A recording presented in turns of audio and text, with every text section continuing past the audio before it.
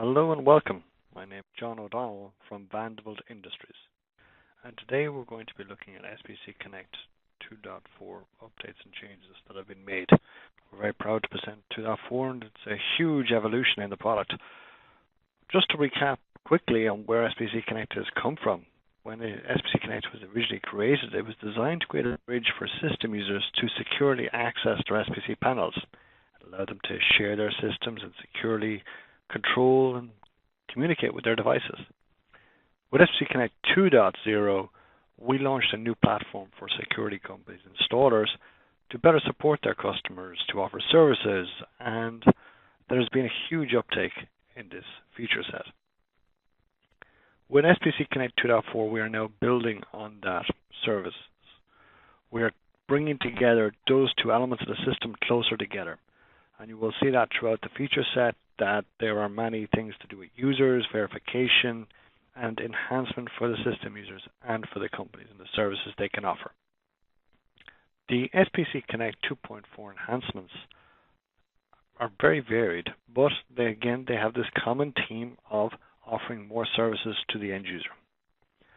For the company installer, we've enhanced verification, verification archiving, Ventus configuration, challenge message configuration, and enhanced the user configuration in SPC Connect. For the system user, the main benefit is push notification, verification, and user control. Verification has always been a major component of SPC systems and a method used to confirm alarms used by many systems throughout Europe. Just to recap quickly on how it works today, verification zone is added on the SPC panel, and an audio device and camera is assigned to that verification zone. This is then configured with an alarm zone, so when it triggers, the audio and video information is stored on the SPC panel. Users could then review this on the SPC panel or through some CMSs view it remotely. However, once the alarm was restored, this information was destroyed. This was a bit of a limitation, and a number of customers over the years have asked us to enhance this. By leveraging on SPC Connect, we can offer a huge new range of services for the verification zones. Verification archiving, which is now released in beta form. Beta form means that this feature may be removed or changed without notification. With the video archiving, we can now say once a verification alarm is triggered that SPC Connect will automatically store that information on the SPC Connect server. Once this is enabled, you must also select a time period for the validation of your data. So after 1 month, the data will be destroyed, or after 6 months if you wish. Once this is configured, the data will be available afterwards for you to review. In each panel group, you will see all your panels and what data is available for them. For each panel, we can drill down and see the individual alarms. We can view this data, export it, or delete it. What you can see in the bottom right is an overview of a subsection of the verification data. It shows the images and the audio as seen on SPC Connect. You will also see on this screen you can use it live streaming, send a challenge message. What you cannot see is that the log and event information will also be visible to you. When the data is exported, it can be exported in two formats. A .zip, as you will see above, which contains all the images and the audio, if you wish to email this to a third party, or a .flx. The .flx contains all the information that you see on the screen, including logs, events, audio, and video. The verification data is also available if archiving is not enabled. And for more information on this, please review our verification video as part of SPC Connect 2.0. Next, we move on to a Ventus configuration. This is part of verification. As SPC has always been limited by 4 cameras connected to a device, this has limited certain sites. And what we have achieved with SPC Connect 2.4 is the ability to port forward an Ventus and then add it to SPC Connect. This allows us to use the Ventus video streams as verification zones. In order to configure this, as I said previously, you do have to port forward the Ventus. Entering the IP address port in username, we can verify that the connection exists. Once this is achieved, the channels that are configured on the Ventus will appear.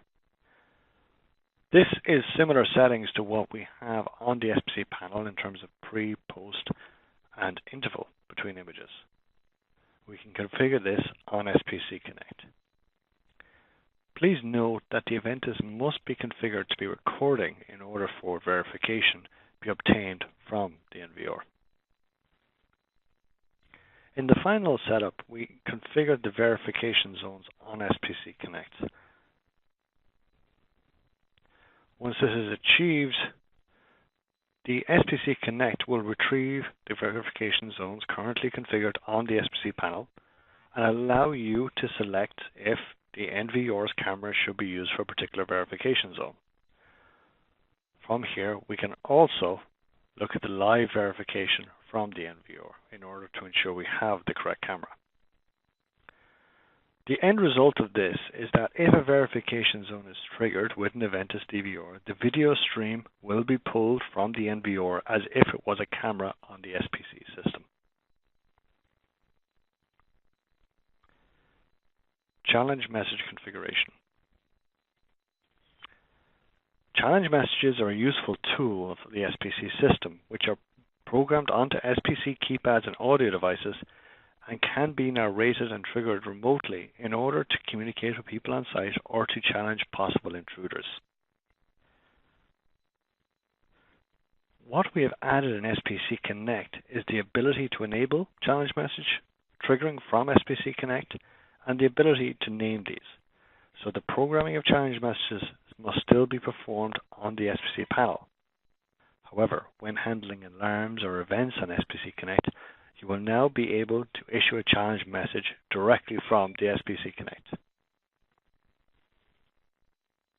User configuration.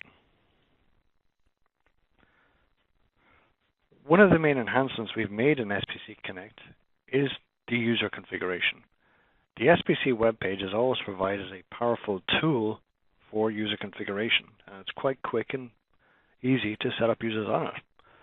What we have done in order to unify the platform more is to replicate this process inside of SPC Connect. And the reason we have done this is that it allows us to leverage more off SPC Connect and to add additional options. So when we look at the SPC Connect edition of users, we can see there is some very similar fields to the SPC panel. However, there are also some new ones. For example, first name, last name, email address, and custom search fields. These are not part of the standard SPC system, and they have been added in order to support three key new features. The first is that we are now allowing for SPC Connect accounts to be created from the company account. So if a customer requires an SPC Connect or remote access, by obtaining their postcode and phone number, these must be matched and be consistent. The user can be given a Connect account directly from here. Once we complete this process, the user will receive an email saying that the account has been created, and they will be prompted to enter their information. On completion, the panel is automatically added to their account.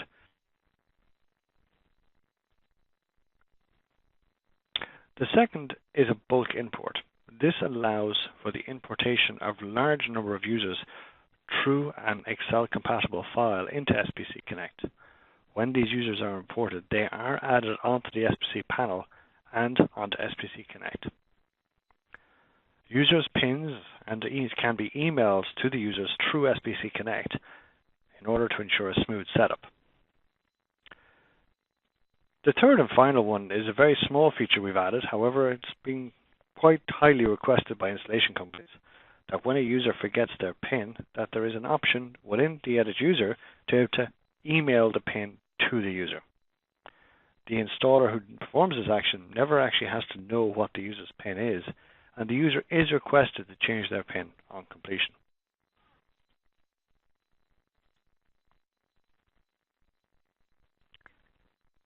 Now to system users.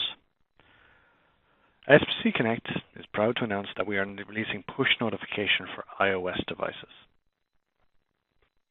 We are expecting this to release at the start of August. The push notification will operate by an update to 1.5 of the app. The user will be requested if they wish to have push notifications, and if they enable them, they will receive notifications for alarms, confirmed alarms, and restores. At the moment, we are disabling all other event group types. We want to do this to ensure a smooth ramp-up of the push operation. Once a push is received, the user can click on the push. It will automatically open the SPC Connect app, and they will be able to immediately view the alarm status.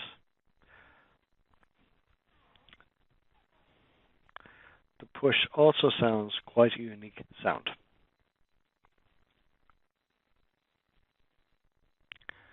In terms of material, we have created quite a lot of information for this SPC Connect 2.4 release. There is pricing information on SPC Connect. There are videos with far more information on all the major components. We have the installer manuals now available in HTTP format.